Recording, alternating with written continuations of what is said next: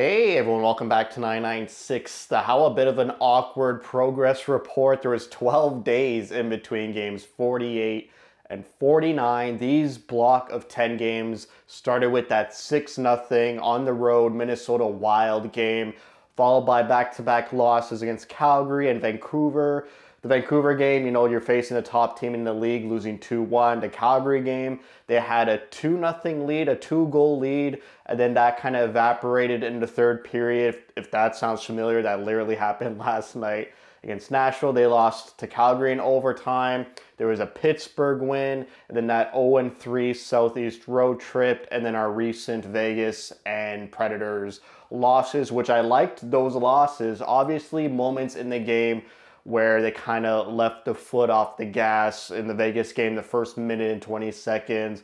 The Nashville game, immediately after they went up 4-2, they kind of just stopped playing hockey and Nashville kind of ran over them. So let's get into it. It's their worst 10-game block.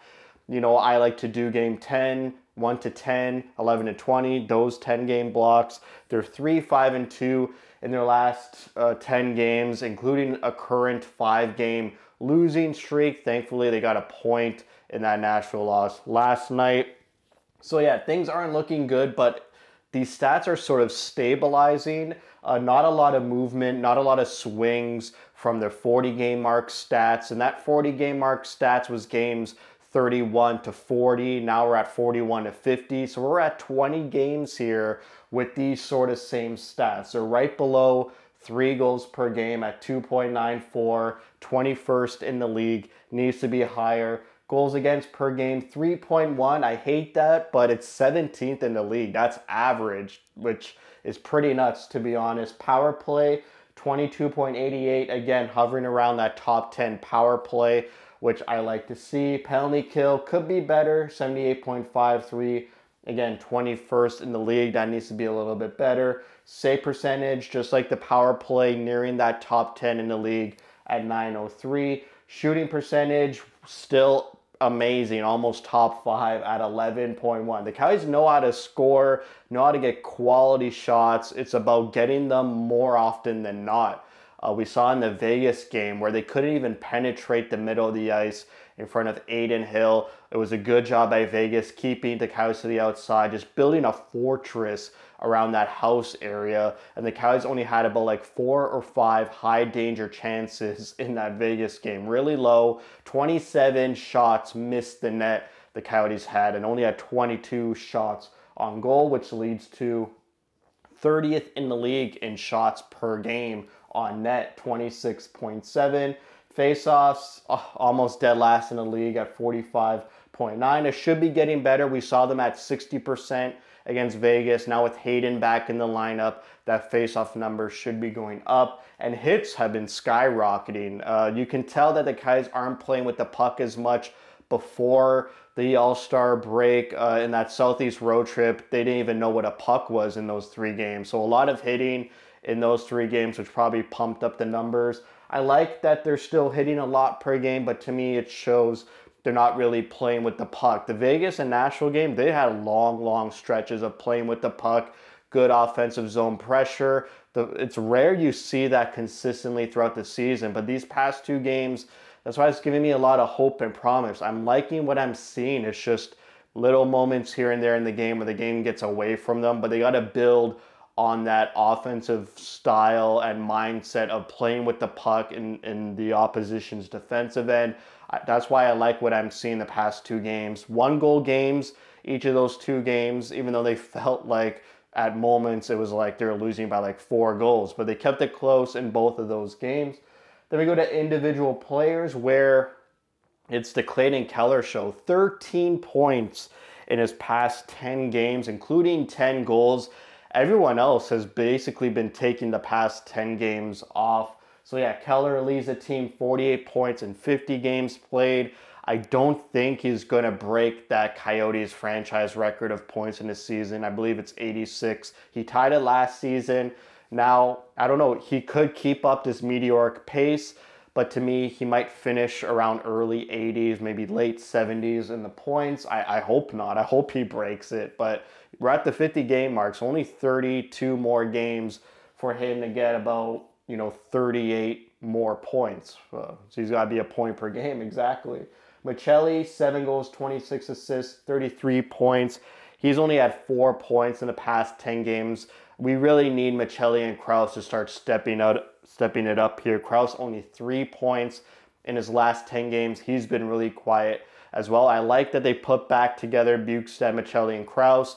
That's what happens when Hayden comes in the lineup. I really think that Hayden injury kind of just wrecked the season for the Coyotes. And I know it's unfair. I know other teams have way more injuries, way more quality of injuries of players that they lost, but that they never figured it out when Hayden got injured, who to put with Keller and Schmaltz, and then it kind of disrupted all the other lines. So thankfully, we keep this second line together for the foreseeable future, get back to their ways. They were amazing last season.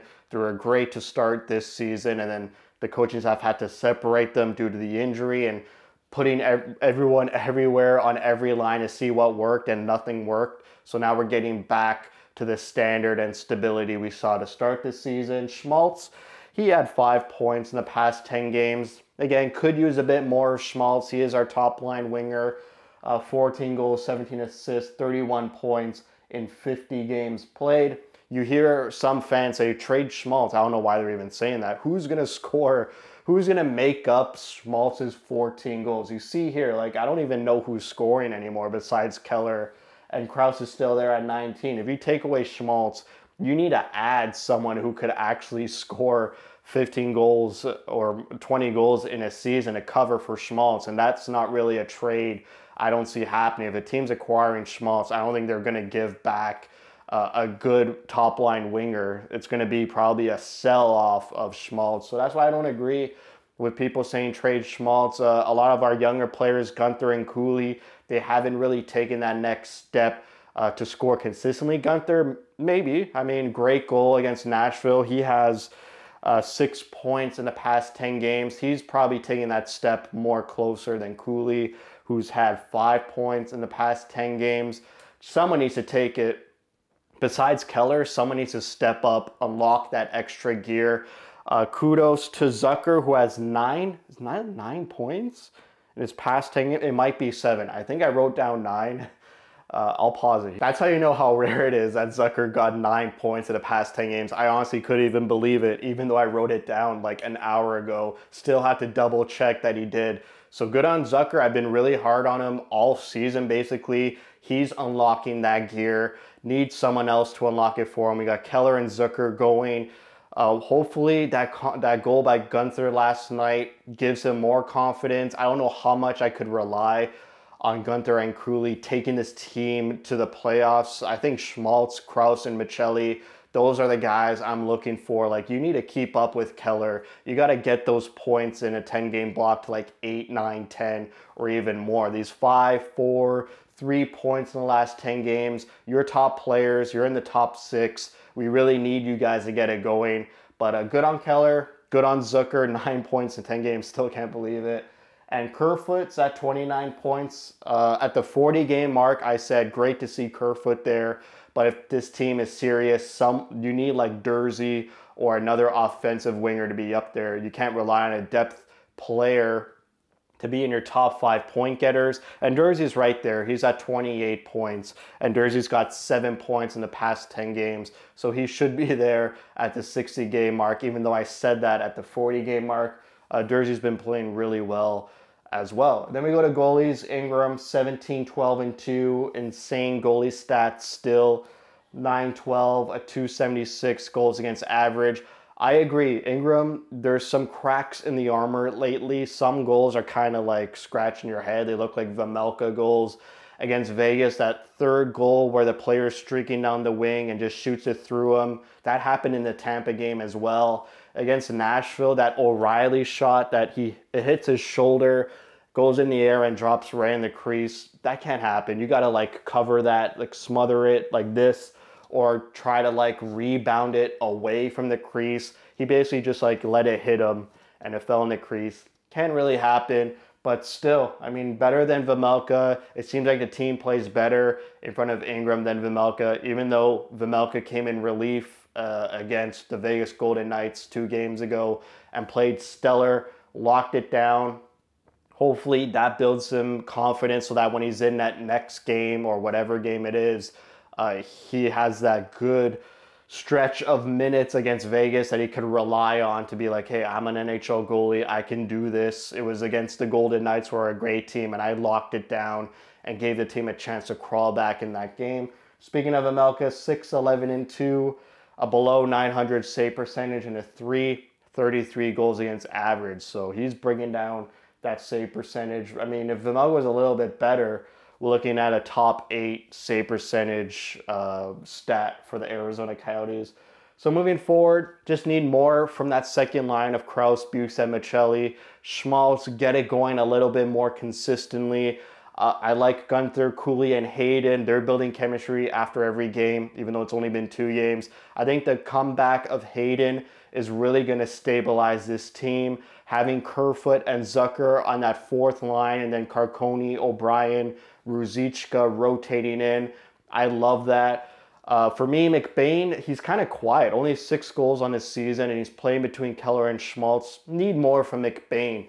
I feel like it's been a step backward for McBain from last season, which is odd since he's playing with more talented players. So need McBain to step it up a little bit more now that he's, the #1 center on this team. I think Hayden coming back, solidifying the forward group. Keller's on that great streak, point per game, even more pace that we all know and love from him. Things could work out in their favor. Right now, they're 6 points back of St. Louis for the wild card spot.